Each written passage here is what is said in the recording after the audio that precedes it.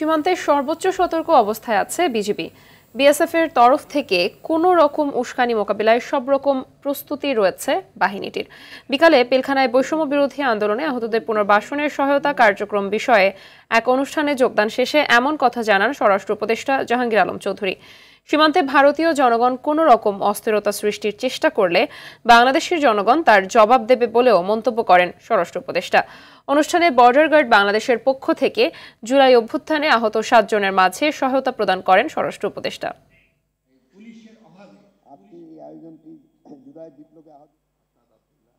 সীমান্তে ওই ধরনের কোনো বড় ধরনের কোনো উত্তেজনা নেই। যদি বিএসএফ এর থেকে কোনো ধরনের উত্তেজনা বা অন্যরকম কোনো কিছু হয়, ওটার প্রতিকার করবে হলো বিজিবি। ওই রকমই নির্দেশনা আছে, ওই রকমই নির্দেশনা আছে, প্রস্তুতিও আছে এবং ওই ধরনের প্রস্তুতিও আছে।